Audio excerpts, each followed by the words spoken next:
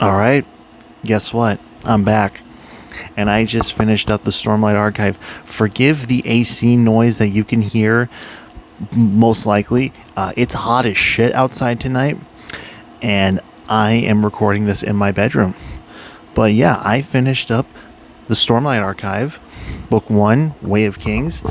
It'll be up right here. And yeah, I swear, I swear to God, y'all were not lying when you said that Brandon Sanderson was worth it. It's so clear from the start that he had this whole thing planned out. I want to, but yeah, I finished up the Stormlight Archive, and I am definitely. This is a heavy, heavy, heavy read. Like, it's 1,000 pages for the first book, and it's planned out as a trilogy. That's 3 books. 3 400-page books. Just all clumped together into one. And that's a lot. That's a lot. And there's 5 of them. And the latest one is 1,300. So yeah, this is definitely not a series that you'd want to read, like, back to back to back, which is what I did with Red Rising. You gotta, like, take a little break. Just a short one. Maybe not like a big one, like a month. But pick up like a Terry Pratchett book or Dresden Files or something like that. But yeah, onto the actual review. The first thing I got to say is, like, that opening was like so wacky. It starts off with a prelude of an ancient war that's to set up like this big mystery of the Knights Radiant. And then it cuts to a prologue, a very action-heavy prologue showing an assassination. It's awesome. That was freaking awesome. And the way that Sanderson wrote it, I was always under the impression that Sanderson couldn't write good action scenes, which was weird because I read The Wheel of Time, which is famous for great action scenes, and he did fine in that series, but I felt like the books that Robert Jordan wrote were exponentially better than the ones like The Last Battle or the one in the White Tower or anything like that. But I'll say this, like, his action scenes here, they're just as good. You know, I don't think they're like top tier quality, but they're good. And another thing I want to say about that prologue is that I didn't find that character in the prologue. He makes different appearances throughout the book, sporadically, I'll say. I wasn't invested. He showed up so sporadically, and it's like, okay, I got all this plot lines of all this heavy, heavy, heavy shit, and then I'm going back to this other guy from the prologue. I'm just like not so invested. It adds to like the mystery, I'll say that. There's a big mystery in one plot line that I liked, but it just overall the character, and this is a character heavy story, I was not invested in that. The next thing that I want to say is that I felt that the way that Sanderson wrote mental health, I swear I'm convinced he either took psychology when he went to college, he knows a lot of family who have mental health issues, or he is mentally disabled or has mental health issues. Like, he has to know, because this is chillingly accurate. Like, I firmly believe that every major character here and going forward is going to have a major, major, major disability. Whether it's autism, ADHD, anxiety, dissociative identity disorder, PTSD, depression, it's all here. And it's not token. It's like he actually he knows what it's like, if that makes sense. The next thing that I want to say is, and I'm going to do this part differently. I'm going to talk about the characters. There are 3 major plot lines: Kaladin, Shallan, and Dalinar.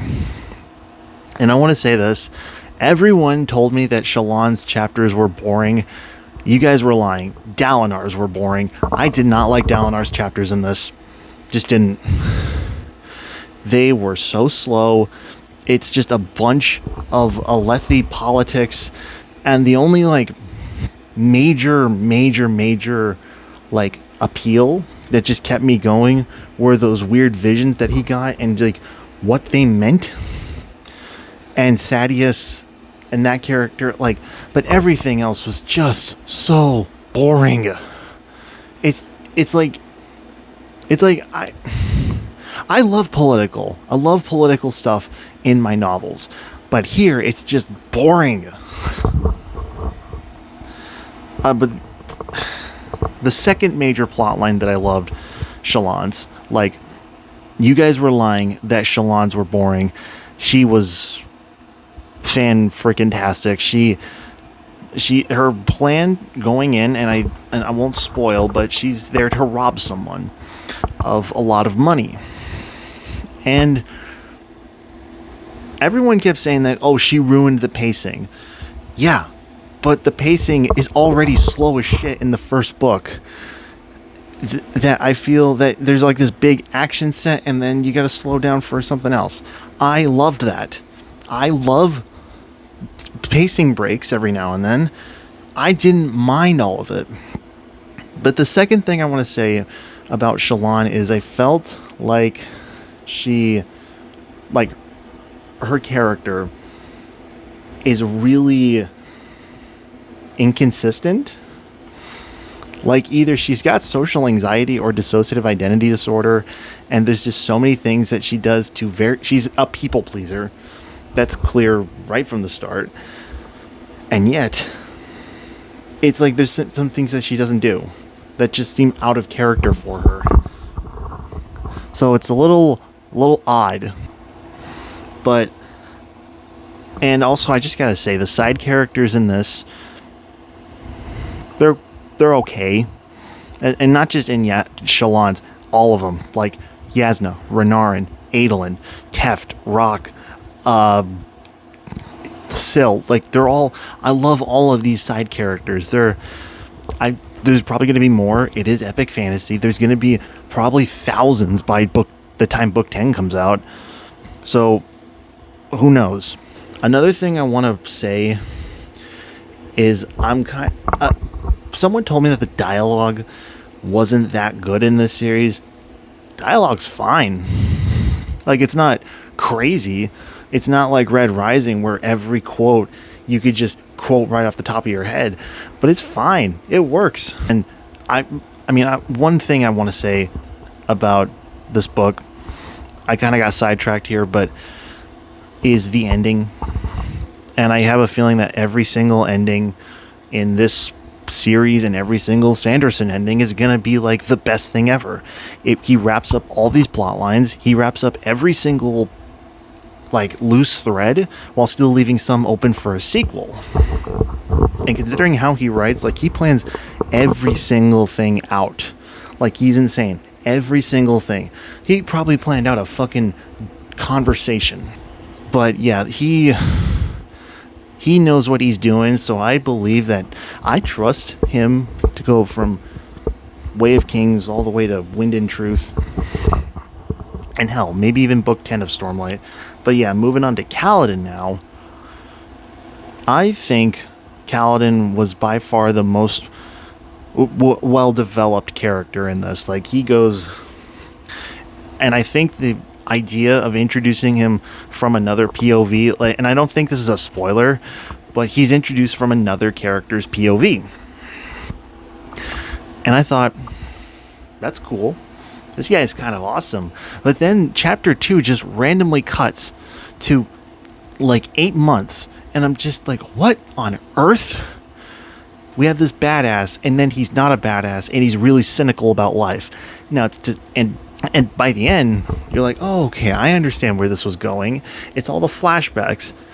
But, and I question how, like, why Sanderson chose to put them in the spots that he put them, because he'll splice in all these flashback chapters of Kaladin to explain why the way he is, just randomly throughout the story. Like, we'll have some Shallan chapter, and then we'll cut to Kaladin when he was a little kid, and then cut to Dalinar, or Shallan, or something else, but it's really sporadic. And I just question how Sanderson did it to like wrap all of these in while still having seemingly a seamless story. I will say one thing I wasn't the fan of, obviously the Dalinar plotline I didn't like, and there's not really like a clear villain. There's the Parshendi, but knowing how Sanderson writes and knowing where I think the series is going to go, the Parshendi are just going to be seen as more like, what's the word? Prejudicial? That's not the word, but like they're going to be victims of prejudice rather than villainous. Yeah, that's my big problem. No clear villain. So it's just all character work. It's all characters going through struggles and overcoming their mental health issues. And I love that. But I wish there was a villain to like give us a conflict. And also regarding all like the Cosmere stuff, I don't know if Sanderson made it to where it was supposed to be like subtle. I picked up on them really quickly, and this is my first Cosmere book. There were moments where I'm like, that doesn't fit. That does not fit this area. That's odd. Another thing I want to bring up, the prose. This is like the most basic stuff ever and does not fit at all. It's like so basic and so straight to the point that I feel this would have fit better in Mistborn or just really any other story from Sanderson. Like here, I wasn't expecting like the greatest stuff ever, but just something. But yeah, those are, I think that's all I have to say about Stormlight, Book 1, Way of Kings. Now, regarding what I'm going to do next, this was a heavy read. Very, very heavy. I cried twice. And no, not twice, 3 times. Once in the beginning, twice in the end. So it's going to be like a solid break. Then Dresden Files, Stormfront, keeping with the Storm theme. I'm doing Dresden Files next. And maybe after Words of Radiance, Dungeon Crawler Carl Book 3, the last one on my shelf that I actually have a physical copy of, because I am getting my $90 back, baby. So yeah, those are my thoughts. Like and subscribe, and I'll see you someday later.